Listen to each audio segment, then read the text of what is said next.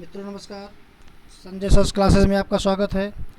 आज हम हिंदी साहित्य से संबंधित महत्वपूर्ण प्रश्नों पर चर्चा करेंगे, जो कि हिंदी साहित्य का इतिहास के बारे में और आदिकाल के बारे में दो वीडियो हम आपको प्रोवाइड करा चुके हैं, जिसका लिंक आपको डिस्क्रिप्शन में दिया गया है, जाकर के आप देख सकते हैं। उसके आगे जो अति महत्वपूर्ण प्रश्न है, इस पर हम आज अध्ययन करेंगे। हम आपको केवल इम्पोर्टेंट प्रश्न ही के बारे में ही बताएंगे, जिससे आपको पेपर में बहुत सहायता मिले और हिंदी विषय संबंधित TGT, PGT, NET, JRF, higher education के लिए कारगर सिद्ध हो। चलिए देखते हैं। मित्रों, यहाँ से प्रश्न एक आने के अच्छे चांसेस रहते हैं कि आचार्य रामचंद्र शुक्ल ने जो हिंदी साहित्य का इतिहास लिखा है, उसमें 12 रचनाओं को स्थान दिया है। आचार्य रामचंद्र शुक्ल ने निम्नांकित 12 रचनाओं को ही साहित्य में स्थान दिया है। तो यहाँ से पूछता है मित्रों कि जो 12 रचनाएं हैं, उसमें अपभ्रंश के कितने हैं? अपभ्रंश के 4, विजयपाल रासो, हम्मीर रासो, कीर्तलता और कीर्त पताका। ठीक है। और देश भाषा काव्य की रचनाओं में खुमार रासो, बीसल देव रासो, पृथ्वीराज रासो, जयचंद्र प्रकाश, जसमय जसचंद्रिका, परमाल रासो, खुसरो की पहेलियाँ, विद्यापति की पदावलियाँ, ये रचनाओं को रामचंद्र शुक्ल ने साहित्य में स्थान दिया है। यहाँ से प्रश्न कैसे बनता है कि आचार्य रामचंद्र शुक्ल ने जो साहित्य में स्थान दिया है, अपभ्रंश की कितनी रचनाएं हैं? तो अपभ्रंश की कितनी रचनाएं हैं? 4। यहाँ से प्रश्न बनता है। फिर देश भाषा से पूछ सकता है कि हिंदी साहित्य इतिहास में जो स्थान दिया है, देश भाषा कितनी रचनाएं हैं, देश भाषा काव्य कितनी रचनाएं हैं? तो 8 रचनाएं देश भाषा काव्य की और अपभ्रंश की 4 रचनाओं को आचार्य रामचंद्र शुक्ल ने साहित्य में स्थान दिया है। यहाँ से पेपर में आपके आने के बहुत अच्छे चांसेस रहते हैं। कभी कभी पूछता है कि अपभ्रंश की कौन सी रचना शामिल है, कौन सी नहीं है। तो मित्रों, अपभ्रंश की रचना या देश भाषा काव्य की रचनाओं को भी आप ठीक से पढ़ लीजिए। संख्या पूछता अधिकतर, तो अपभ्रंश की 4, देश भाषा काव्य की 8 रचनाओं को साहित्य में स्थान दिया है। अब यहाँ से देखें, यहाँ से कुछ प्रश्न आपको बन सकते हैं। कीर्तलता, कीर्त पताका विद्यापति रचना है, कीर्तलता और कीर्त पताका। ठीक है। फिर देखें यहाँ से बीसल देव रासो, बीसल देव रासो जो है, बीसल देव रासो के लेखक कौन है? नरपतनाल। बीसल देव रासो में मुख्यतः पूछा जाता है कौन सा प्रधान है? तो श्रृंगार प्रधान है। यहाँ से आपके प्रश्न बनने के प्रबल चांसेस हैं। पृथ्वीराज रासो, चंद्रवरदाई, जयचंद्र प्रकाश, भट्ट केदार, जयमय जसचंद्रिका, मधुकर कवि। जयचंद्र प्रकाश के लेखक कौन है? भट्ट केदार। बहुत इंपॉर्टेंट है, जयचंद्र प्रकाश, भट्ट केदार या केदार भट्ट। ठीक है। यहाँ से प्रश्न आपके आते हैं। फिर जय मयंक जसचंद्रिका, मधुकर कवि। फिर सबसे इंपॉर्टेंट प्रश्न बनता है आपका यहाँ से कि आलखंड कौन सा है? आलखंड मित्रों, ये आपका परमाल रासो है। इसके लेखक का नाम पूछता है तो जगनिक। ठीक, जगनिक। ये आपका बहुत अच्छा प्रश्न है और पेपर में आने के बहुत अच्छे चांस हैं। ठीक है। फिर देखें, हेमचंद के बारे में थोड़ा जान लें कि हेमचंद जी की सबसे अच्छी पुस्तक जो व्याकरण की पुस्तक है, ठीक है, सिद्ध हेमचंद शब्दानुशासन। हेमचंद की व्याकरण पुस्तक का नाम सिद्ध हेमचंद शब्दानुशासन। हेमचंद की पुस्तक का नाम कुमारपाल चरित। अच्छा, कुमारपाल प्रतिबोध आता है तब किसका होगा? कुमारपाल प्रतिबोध सोम प्रभु सूर्य का है। ठीक है मित्रों, ध्यान दीजिएगा। और कुमारपाल चरित जो है, ये तो हेमचंद का ही है। जब यहाँ पर चरित लग गया तो हेमचंद हो गए। ठीक है। और कुमारपाल प्रतिबोध होगा तो सोम प्रभु सूर्य। प्रयोग शास्त्र, प्राकृत व्याकरण, छंदानुशासन, देसी नाम मालाकोश, ये हेमचंद रचनाएं हैं। हेमचंद रचनाएं आपको ध्यान से पढ़ने हैं, ठीक है। और एक अच्छा प्रश्न यहाँ से बनता है कि प्राकृत भाषा का पाणिन किसे कहा जाता है, तो हेमचंद्र को ही कहा जाता है। और अपभ्रंश का वाल्मीकि किसे कहते हैं, स्वयंभू को हम पिछले वीडियो आपको बता चुके हैं, ठीक है। तो यहाँ से प्रश्न आपके अच्छे बनते हैं। अब देखें, कुमारपाल प्रतिबोध नीचे दिया भी हुआ है। कुमारपाल चरित, कुमारपाल प्रतिबोध में बहुत बच्चों से कन्फ्यूजन होता है, तो मित्रों ध्यान दीजिए। आप लोग चरित आएगा तो चरित से चंद्र में करिएगा, हेमचंद्र, चरित हेमचंद्र। और कुमारपाल प्रतिबोध होगा तो सोम प्रभु सूर्य का है, बहुत इंपॉर्टेंट है, ठीक है। यहाँ से आपके एक नंबर आने की बहुत अच्छे चांसेस हैं। फिर देखें, बहुत अच्छा प्रश्न आगे भी है कि जैन आचार्य मेरुतुंग ने संवत 1361 में प्रबंध चिंतामणि नामक के ग्रंथ की रचना की थी। ये प्रबंध चिंतामणि पूछता किसका है, तो मेरुतुंग का, बहुत इंपॉर्टेंट है।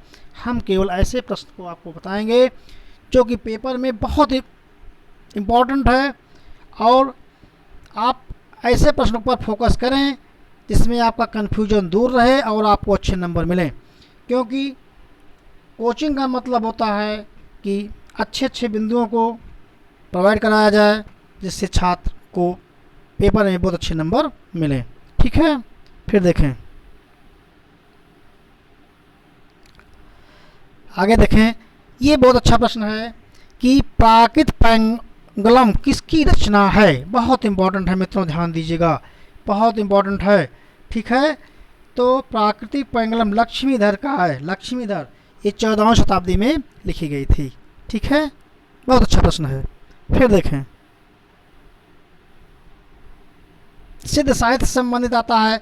सिद्ध साहित्य से भी प्रश्न आपके बनते हैं। तो सिद्ध साहित्य में सिद्धों की संख्या हमने आपको बताया था पिछले वीडियो में 84। सबसे पुराने कौन थे, सरहपा।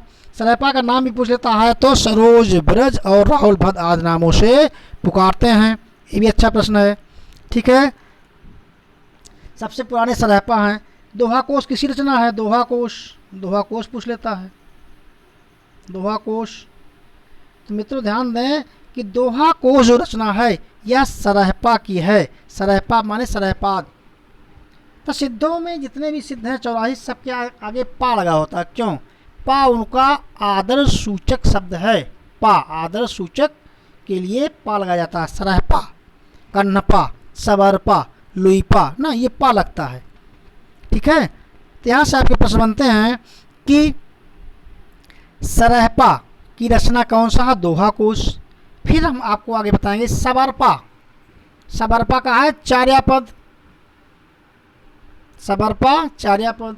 ये रचनाएं आपको बहुत इंपॉर्टेंट हैं जो कि पेपर में आने की प्रबल चांसेस हैं। फिर देखें, यहाँ से आपका एक प्रश्न और बन सकता है मित्रों कि शाहजहानियों की भाषा का नाम क्या है। शाहजहानियों की भाषा का नाम संध्या भाषा है, ध्यान दीजिएगा। हम आपको केवल अच्छे अच्छे प्रश्न के बारे में बताएंगे कि निश्चित रूप से जब पेपर आप दे कर आएंगे तब आप देखिएगा कितने प्रश्न आपको मिले हैं। बहुत अच्छे, बहुत प्रश्न मिलेंगे। और TGT, PGT, higher education, NET, JRF, Hindi से संबंधित में बहुत लाभदायक सिद्ध होगा। और जितने भाई बहन हमारे हैं सब बहुत अच्छे नंबर पा करके, हमारा प्रयास रहेगा कि आप लोग तन मन से लग जाओ, आपको सफलता निश्चित मिलेगा, ठीक है। फिर आगे चलें। ज्योतिषो ठाकुर, ज्योतिषो ठाकुर रचित वर्ण रत्नाकर नामक 14 शताब्दी मैथिली ग्रंथ में 84 सिद्धों का नाम दिया गया है। तो ये पूछता है कभी कि वर्ण रत्नाकर किसकी रचना है, सबसे अच्छा है ये, तो किसकी है, ज्योतिषो ठाकुर की, इतने पूछता है, ठीक है। फिर आपका राहुल शंकरत्यायन का आता है। राहुल शंकरत्यायन ने सरहपा का समय इतना बताया है, सरहपा का समय 769, इनसे पहले स्वयंभू हैं 700 नहीं, इनके बाद होंगे स्वयंभू। स्वयंभू 700 कितने हैं, 783 वर्ष के आसपास हैं। तो सरहपा पहले होंगे तो स्वयंभू बाद में होने चाहिए। क्रम देख लीजिएगा, आगे पीछे जैसे होगा वैसे क्रम लगाने के लिए आता है। तो आप ध्यान दीजिए कि सरहपा और स्वयंभू में पहले कौन थे? तो सरहपा संभवतः पहले हैं और स्वयंभू बाद में है। क्रम लगाने के लिए हायर एजुकेशन में पीजीटी में आता है।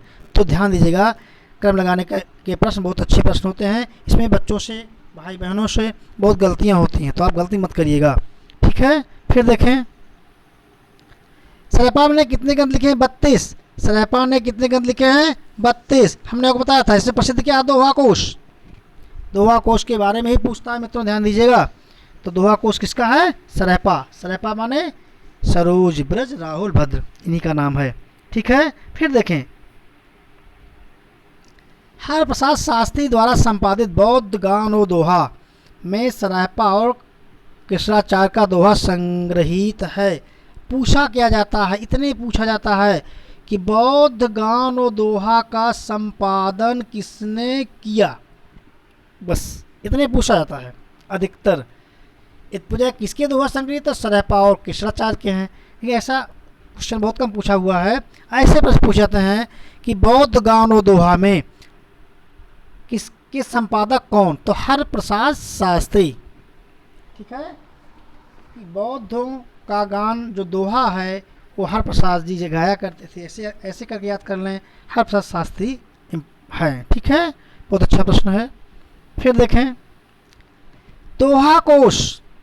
दोहा कोश का संपादन किसने किया? दोहा कोश बहुत इंपॉर्टेंट। दोहा कोश रचना किसकी है? सरहपा की है, ठीक है। सिद्ध साहित्य के पहले कवि, सबसे पुराने कवि सरहपा।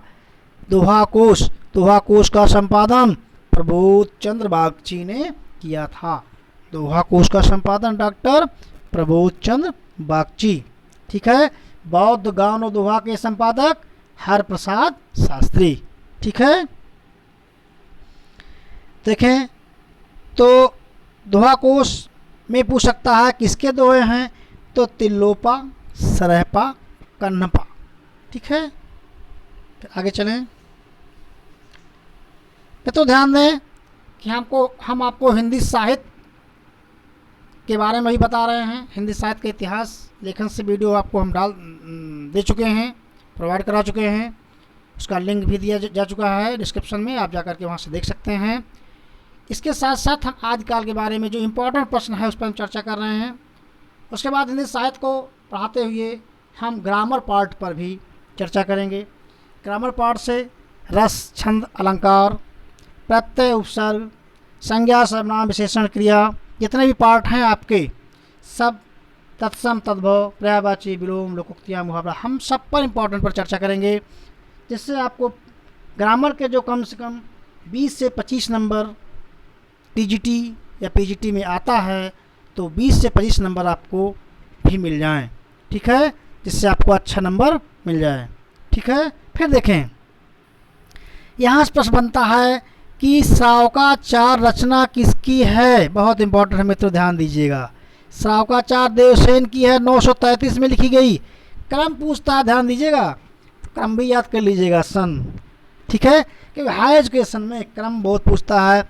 नेट जेआरएफ में और हाई एजुकेशन जो वैकेंसियाँ आने वाली हैं, 3900 पद हैं, इनमें क्रम के कम से कम 5 से 10 क्वेश्चन आपके मिलेंगे। नेट जेआरएफ में तो कवियों का क्रम, रचनाओं का क्रम, आत्मकथाओं का क्रम, रेखाचित्र का क्रम, उपन्यास, कहानियों का क्रम, ठीक है। तो यहाँ से आपको नेट जेआरएफ में कम से कम 15 से 20 नंबर का प्रश्न आता है। तो श्रावकाचार देवसेन की रचना है, बहुत अच्छी रचना है, 933 में लिखी गई थी। इसमें श्रावकाचार में 250 दोहों में श्रावक धर्म के बारे में प्रतिपादन किया है, ठीक है। फिर देवसेन श्रावकाचार आप जानते हैं। अन्य रचनाएं देखिए, नय चक्र, दर्शन सार, भाव संग्रह, आराधना सार, तत्व सार, श्रावक धर्म, धम्म दोहा। ये आपका नय चक्र बहुत इंपॉर्टेंट है।